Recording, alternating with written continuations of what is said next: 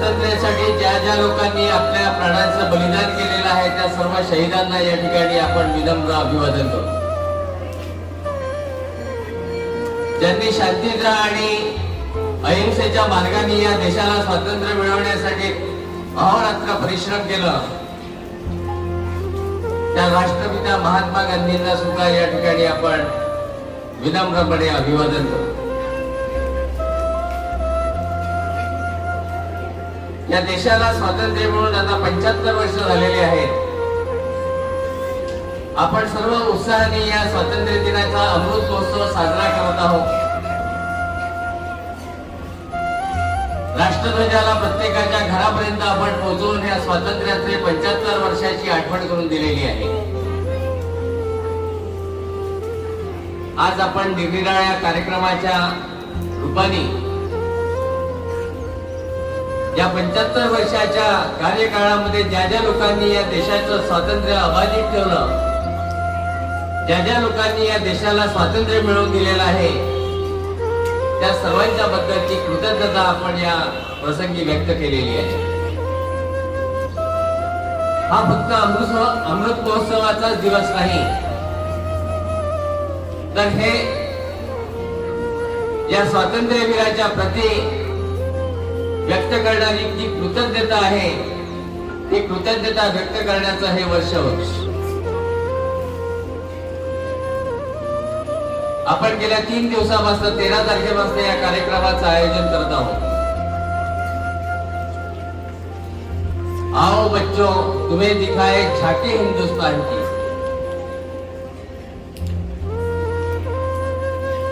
या देशाच्या स्वातंत्र्यामध्ये ज्या ज्या लोकांनी बलिदान केलेलं आहे, ज्या ज्या लोकांचं कॉन्ट्रिब्युशन या देशाच्या 75व्या वर्षापर्यंत आहे, त्याची झाकी त्याचा चित्ररथ या देशाच्या लोकांसमोर आपल्याला मांडायचं आहे. या 75 वर्षाच्या इतिहासाला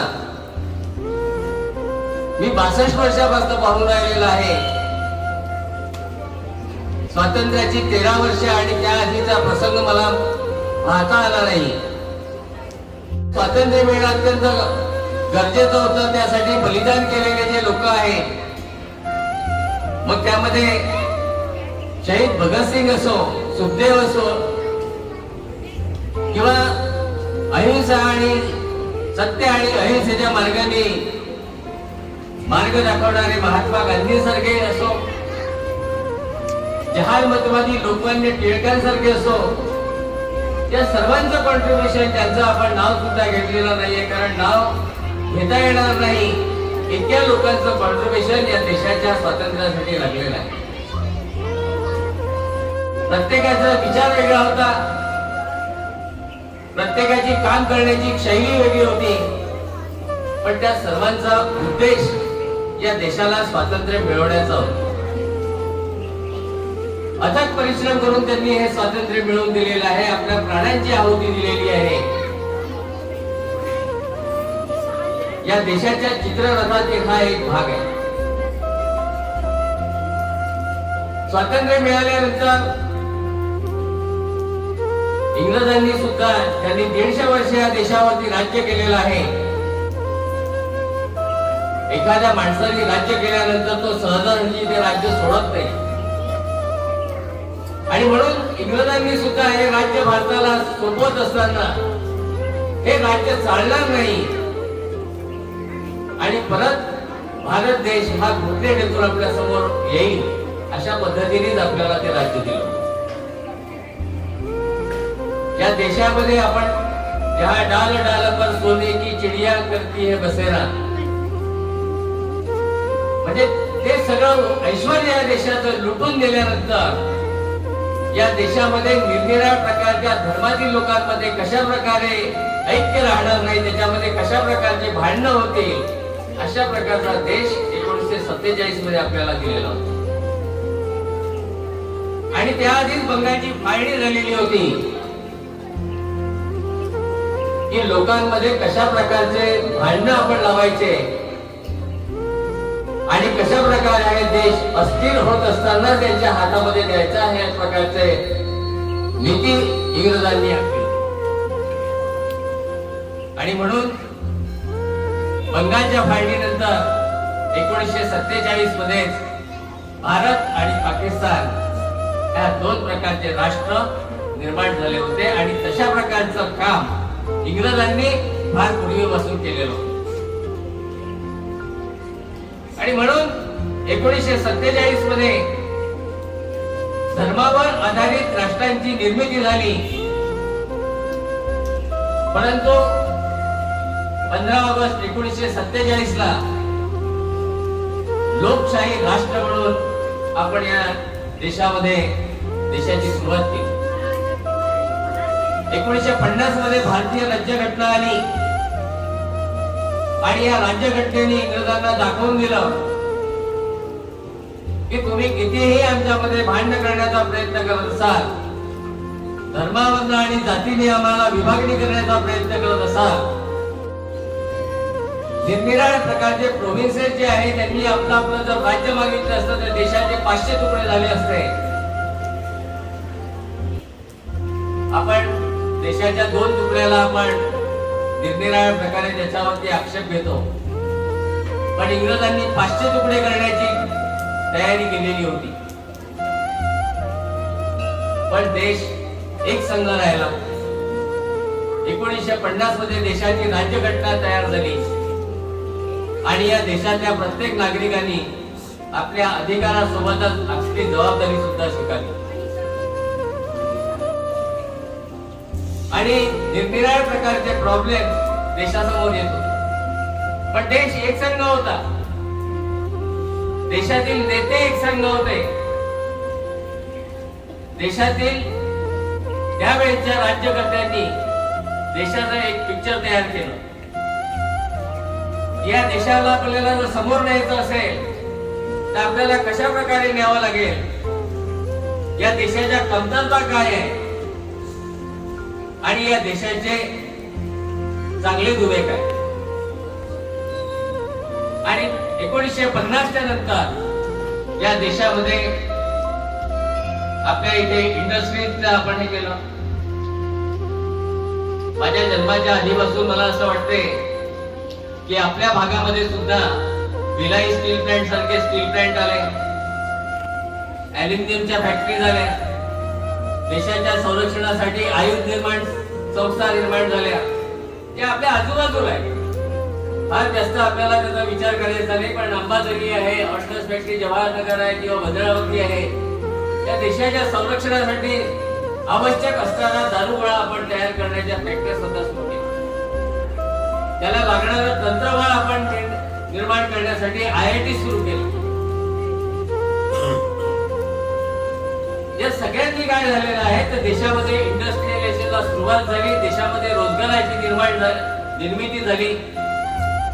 देश रशियासारख्या आणि अमेरिकेसारख्या याच्यावरती टेक्निकली अवलंबून होता. आम्हाला अजूनही आठवतंय की भिलाई सारखे स्टील प्लांट हे रशियाच्या अंडरमध्ये यायचे आणि त्यांचं टेक्निकल गायडन्स आपल्याला मिळायला लागायचं. आज आपण आपल्या देशामध्ये IIT निर्माण केलेले आहे. आपल्या देशाचे तंत्रज्ञ आज लोक वापरत आहे.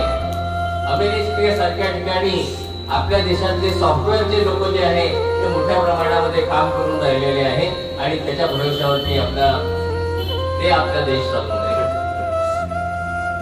गुगल सारखे आणि इन्फोसिस सारखे गुगल सारखे आणि बाकीच्या ज्या काही सॉफ्टवेअरच्या मोठे मोठे कंपनीज आहेत त्या सगळ्यांचे हेड जे आहे ते इंडियन्स आहेत. भारतातल्या IITs मधून तयार झालेले हे जे विद्यार्थी आहे ही त्यावेळेच्या त्याची दृष्टी होती. टेक्नॉलॉजी सोबतच 1970 ते 75 च्या काळामध्ये देशामध्ये फार मोठ्या प्रमाणात अन्नधान्याची समस्या निर्माण झाली. कारण देशाची लोकसंख्या वाढत होती आणि शेतीला पाहिजे तेवढं बळ मिळालेलं नव्हतं. आपल्या देशाची खिल्ली उडवण्याच्या दृष्टिकोनातून परराष्ट्र आपल्याला मदत करायला तयार नव्हते आणि अशा परिस्थितीमध्ये आपण हरित क्रांतीची सुरुवात केली. देशामध्ये इरिगेशन आपण वाढवलं. भाकरारंगा, हिराकुंड सारखे धरणं, मोठमोठे धरणं आपल्या देशामध्ये आले. शेतकऱ्याला शेतीसाठी पाणी मिळायला लागलं नवीन टेक्नॉलॉजी मिळाली. डॉक्टर स्वामीनाथन सारखे जे शास्त्रज्ञ होते त्या लोकांनी शेतीमध्ये मोठ्या प्रमाणामध्ये प्रगती केली, संकरीकरण आलं आणि देशाची अन्नधान्याची समस्या हळूहळू सुधारायला लागली.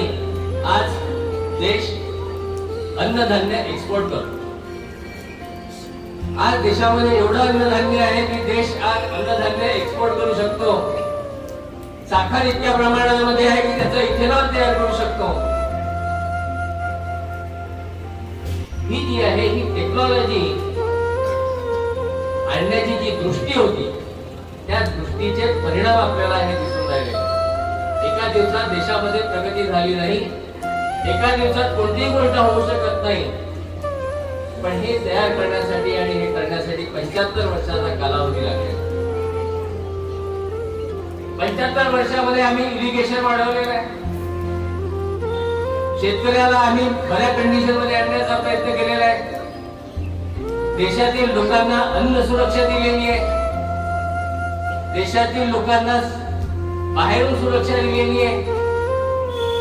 देशातील लोकांना आपले विचार प्रगट करण्याची शक्ती आणि सामर्थ्य या 75 वर्षामध्ये आम्ही दिले. ही या 75 वर्षाच्या याची वाटचाल आहे. देशातील मध्ये महामारीनी लोक मरायचे, देवीनी लोक मरायचे, प्लेगनी लोक मरायचे. आज कोरोना झाल्यानंतरही देशामध्ये मृत्यूचं प्रमाण इतक्या मोठ्या प्रमाणामध्ये नव्हतं. अचानक जरी प्रसंग निर्माण झाला तरी 2-4 महिन्यामध्ये आपण या अशा प्रसंगाला मात करण्यासाठी कशा प्रकारची यंत्रणा उभारली, ऑक्सिजनचा सप्लाय करण्यासाठी ऑक्सिजनचे प्लांट्स उभारले,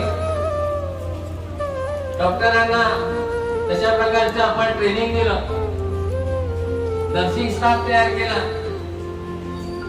गेल्या 2 वर्षामध्ये जे लोक घाबरलेले होते त्या महामारीवरती सहजरित्या आपण मात केलेली आहे. कारण इन्फ्रास्ट्रक्चर आपल्याजवळ तयार होतं, दवाखाने आपल्याजवळ तयार होते. भले त्याची क्षमता तेवढी नसेल पण ते तयारच नसते तर देशाच्या पुढे गंभीर प्रसंग निर्माण झाला. आणि म्हणून आलेल्या प्रत्येक प्रसंगावरती मात करण्याची क्षमता या देशाच्या नागरिकांमध्ये आणि या देशातील सर्व अधिकाऱ्यांमध्ये आपण निर्माण केलेली आहे. या देशाचा प्रत्येक नागरिक 75 वर्षामध्ये देशाप्रती प्रामाणिकपणे काम करून राहिलेला आहे, त्याचं हे फल. पण त्यांनी आणखी प्रामाणिकता दाखवली असेल, या देशाच्या राज्यकर्त्यांनी आणखी या देशाबद्दल प्रामाणिकपणा दाखवली असती.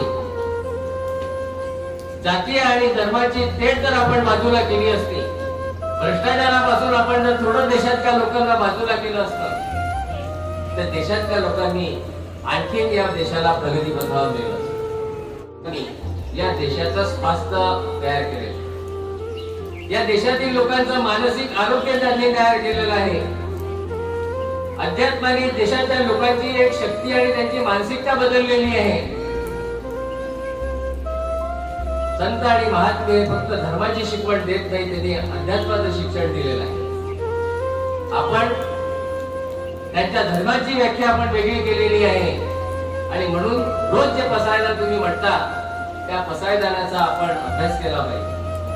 दुरितांचे तिमिर जाओ, विश्वस्व धर्म सर्व पाव. दुरित म्हणजे काय? ते दुष्ट प्रवृत्तीचे लोक आहेत, त्यांच्यातील दुष्ट प्रवृत्ती नायनाट करा. ज्ञानेश्वर महाराजांनी तुम्हाला दुष्टाला नायनाट करण्यासाठी सांगितलेलं नाहीये.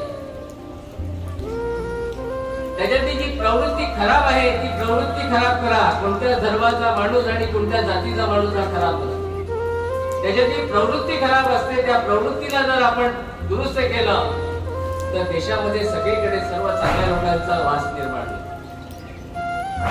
आणि दुष्ट प्रवृत्ती जर नष्ट करायची आहे तर चांगल्या प्रवृत्तीच्या माणसांच्या आपल्याला चांगले विचार वाढवावे लागतील, चांगले विचार त्यांच्यामध्ये रुजवावे लागतील. अशा प्रकारची शिकवण आपल्याला ज्ञानेश्वर महाराजांनी पसायदानाच्या रूपाने दिलेली आहे. आपण रोज त्याचा अभ्यास करतो, आपण रोज त्याचं वाचन करतो. आपल्याला त्या बऱ्याचशा गोष्टींची माहिती नसते. की या देशामध्ये हे संत कशाला आलेले आहे, ते हे संत तुमच्या समाजाचं आरोग्य चांगलं करण्यासाठी आहे, तुमचं मानसिक आरोग्य चांगलं करण्यासाठी आलेलं आहे.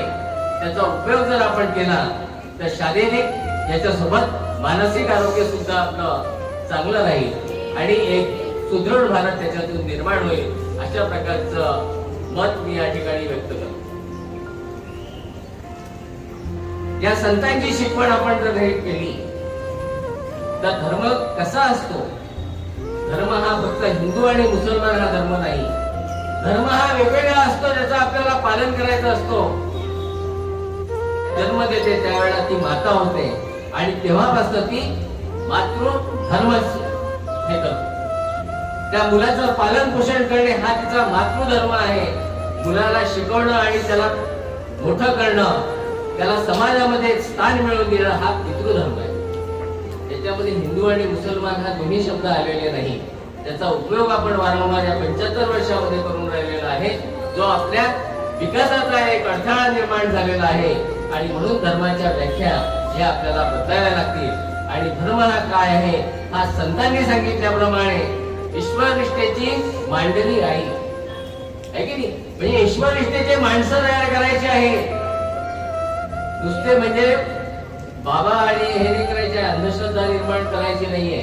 त्याच्यातनं चांगल्या लोकांची संख्या इतकी वाढवायची आहे की देशाचं आरोग्य जे आहे ते अत्यंत चांगल्या पद्धतीने हेल्दी राहील. अशा प्रकारचं आरोग्य समाजाचं आणि तुमचं मानसिक आरोग्य आपल्याला घडवायचं. 75 वर्षाच्या या कालखंडामध्ये त्याचं इव्हॅल्युएशन, त्याचं आपण मूल्यमापन केलं पाहिजे. आपण लहान आहे, आपल्याला हे विचार सांगू नये तुमच्या क्षमतेपेक्षा जास्त होईल, पण मला असं वाटत नाही की तुमची क्षमता कमी. भगतसिंग, सुखदेव, राजगुरू ज्यांचं नाव आणि ज्यांचे गाणे तुम्ही गाता, हे सर्व लोक वयाच्या 23व्या वर्षी फासावर लटकले. वयाच्या 23व्या वर्षी ते फासावर लटकले. त्याच्या आधी या देशाच्या स्वातंत्र्यासाठी त्यांनी लढा दिला होता. त्या काळामध्ये जर त्यांच्यामध्ये ती मॅच्युरिटी होती तर शालेय शिक्षण सुरुवातीपासून कॉन्व्हेंटमध्ये शिकलेल्या विद्यार्थ्यांमध्ये तशा प्रकारची मॅच्युरिटी ही 16व्या वर्षी यायलाच पाहिजे. आम्हाला सगळं जर कळत असेल तर आम्हाला या सगळ्या गोष्टी सुद्धा कळायला पाहिजे. जर आपण 2 ते 3 वर्षांनी जर निवडणार असेल तर ती सक्षमता माझ्यामध्ये आली पाहिजे. या जिद्दीचं वागणं हे सुद्धा तुमचं असतं.